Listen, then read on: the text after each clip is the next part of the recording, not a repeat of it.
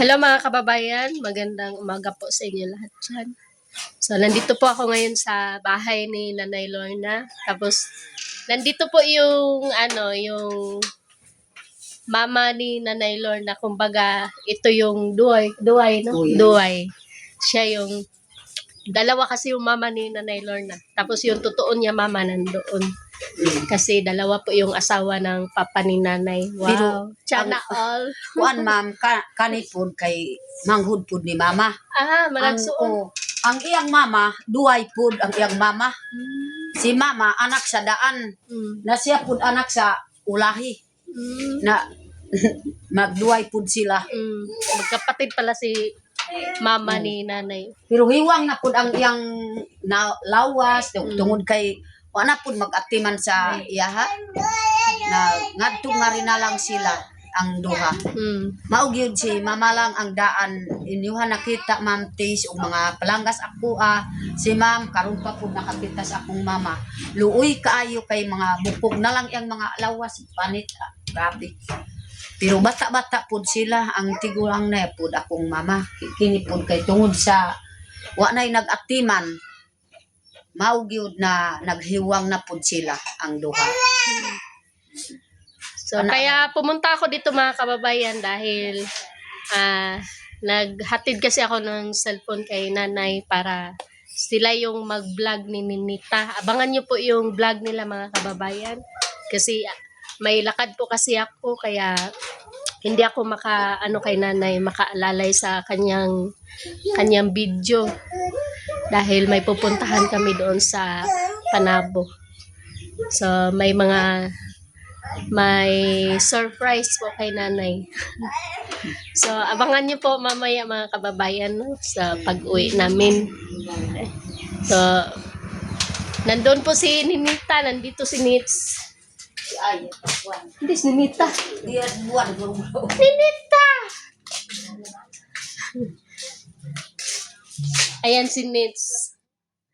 So, si Ninita po mamaya yung magbablog mga kababayan. So, abangan niyo po yung video nila dahil saan kayo pupunta ngayon? Maglinis at saka maglalaba. Tapos si Ninita po mga kababayan ay na-assign po siya dito sa pagluluto, magugas ng pinggan, isa pa, maglinis. No? So, yun po yung trabaho ni Nits kapag wala siyang pasok. So, si Nits po ay hindi na siya kakadlaw-law. Hindi na siya nakakagala, mga kababayan, kasi nag-asawa na yung mga barkada niya. Si Nits ngayon ay wala na siya. Hindi na siya pumupunta doon sa nandito na lang siya sa bahay tapos nagbabantay siya sa pamangkin niya. Sa takdo. Hindi sa tatay. Tagay mo dito. So, Nits, no, ang maipayo ko lang sa'yo, huwag ka muna mag-boyfriend. May boyfriend ka ngayon? Wala. Wala. Ate. Para iya. O ba? So, magpatuloy kang mag-aaral, Nits, kasi yung titulo mo na makukuha mo ay sa'yo talaga yan kapag ipagpatuloy mo yung pag-aaral mo. Kay lisod ka units kung wala tayo grado kay yatak-yatakan rata so kuan kayo ang tan-aw sa ato gamay gamay kayong tan-aw sa ato ang mga tao kung wala tayo grado. So maorat to. So nandito pala si Nanay mga kababayan no kasi siya na disgrasya. Tungod sa pag-ilamon doon. Naglinis po si Nanay doon sa labas kanina tapos natamaan siya ng yung kahoy. Ay ma'am, kuyo kung ubag si Candid kung bisita. Kung banasa tapos kung di ayos ko kung sino kawan no ini duara na nagum. Hindi bisita. Oh, kay kasko. Kuyo kung ubag ko bisita kain ka kumin akan. So kunag ko rin. Ang bangkos po si ini. May kutu-kutu makasi ini at kay manam posisi ini. No ikan na yang may kutu-kutu si kan uglagom o kunan pakakita. Mupes na ako tambal. So, painumin natin ng gamot si nanay ngayon kasi natamaan ng kahoy yung dito niya sa noo. Wadon darang. Wadon Wa man darang. do raw ila mo makauran sige ila mo tuuran kanak ka ho. No nasangkal na ano nagkayo sige ila mo tuuran. Luar na nakatato ila mo dito. Oh. Urang-urang ko. Kuha ma'am kana kay mo pa patangko ma'am. Ma'am kanang kuan pud pasalamat ko kay Maro kinakabuyod pas mo pes ni kad mahal. Sa ako ang pasalamatan gud si una-una akong pasalamatan ang Ginoo.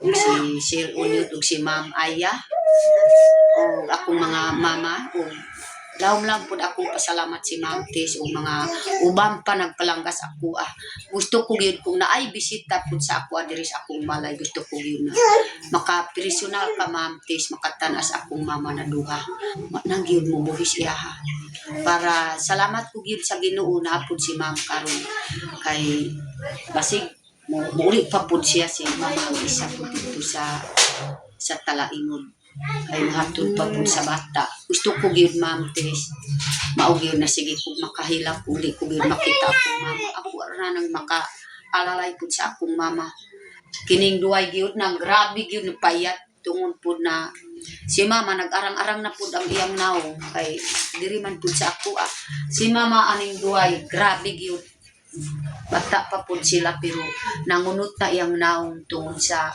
kanang wa na nag-atiman sa iya kana na lang kamuti ang kaunon o kanang balanghoy dito pud sa Talaingod mangning kamot pud sila na makakaon og bugas kanang mga raka pud sila na di wa na pud kayang mga raka kay isyu na kaayo kay mga idaran na pud sila Antahan trabaho ko diat uma.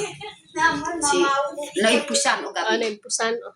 naipusan og abi kanan tukam anak ko dam So, si nanay po ngayon mga kababayan ay nagpatrabaho po doon sa kanyang sakahan, doon sa pinuntahan namin. Kasi nung nagkasahod si Unyot ay hinati-hati po namin yung sahod tapos binigyan namin si nanay tapos ginawa ni nanay pinatrabaho niya doon sa sakahan niya. Tapos nakabili na rin siya ng mga gamit sa sakahan. Tapos nakabalik ka ta mga gamit mo. Kas diot uma ba? waro pat Wapad. o kanang Israel pa og lagaraw o bairan tulo pa ka akong napalit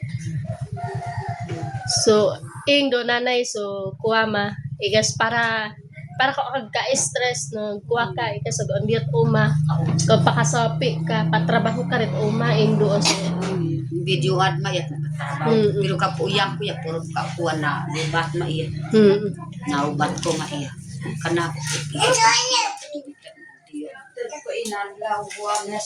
So, sabi ko kay nanay mga kababayan, kapag nagkapera siya, magpatrabaho na lang siya doon sa sakahan niya para hindi na siya punta ng punta doon.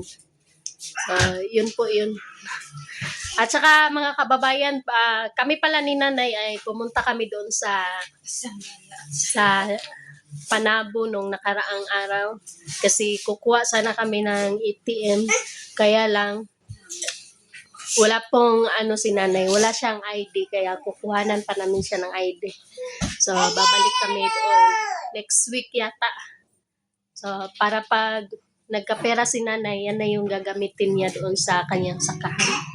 Tapos dahil hindi naman habang buhay ay merong tutulong sa kanya, so dapat talaga magsikap din siya na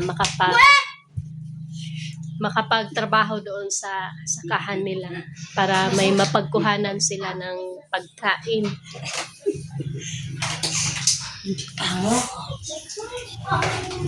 Nakakdo. lawak ni sila ko samat siya Oh. bangti ako Yung bahay po ni nanay mga kababayan kapag nagbibideo tayo dito ay nakakaganda siya. Kakaganda ng mukha. Nakakaputi. Ganda ang mukha pero ang tag-iya murag wak-wak. Ay sugay. Bisik ko gito panimpiw diris balay mao gyud na. Ako gid nakapanidlay. So ako gani na wala pa manggay ko ng hilamos. Maayo man kay Kay kuan pud ang nang loud pa kong baboy, daghan kay kong trabaho basta buntag. Mao to ni adto ra ko dire kay para makapag-video mo basig ni anak man gud si Onyot nga magbuhat daw o mag-vlog daw ka anak mao to ni adto ko dire para ibili na lang nako ang cellphone sa inyo ha. Para kamo na lang ni Nita ang mag-vlog kay naa pa man ko'y lakaw. Sana. So, ang ano ko lang sa iyo na kapag kasi 'di ba sabi ko sa iyo kanina hindi habang buhay may tutulong sa atin tapos kung baga yung pag ano mo nang sakahan mo doon ipagpatuloy pa rin kahit magtatrabaho ka ng mga anak mo, anak. Gawas kay na anay mga tinanom nako nakakita man ka ma'am. Mga saging, kamuti, balangkoy, mais. So kay basig mo hinay atong pag-vlog so magpadayon gyapon ta sa bukid magpadayon tag trabaho sa kuan kay ako naanad naman ko na nga kuan nga nasanay na ako sa kahirapan. So kaya pinagpatuloy ko pa rin yung yung sakahan namin doon. So kahit ganito ako pero nagbabanat buto talaga ako. Nagtatrabaho talaga ako doon sa sakahan. Maunang kuan. Basta maorat to. Panay kamot tagan mo trabaho para nay maka si brutal pud sa ako. Ato ang tinanom. Gani. Kuan, ikas kuha ba? Ikas sa kakao gani nanay pwede magpamuha karet mo kakao so kataharan no man sige kakao. Ikas mo durable man niyog. No, Luman kay kung saging manggod na perting layuan niya mga tiguang na baya mo kinsa may pero mulukdo. ang gawas kay naay saging o lubi. Nakakita man ka na may lubi dito.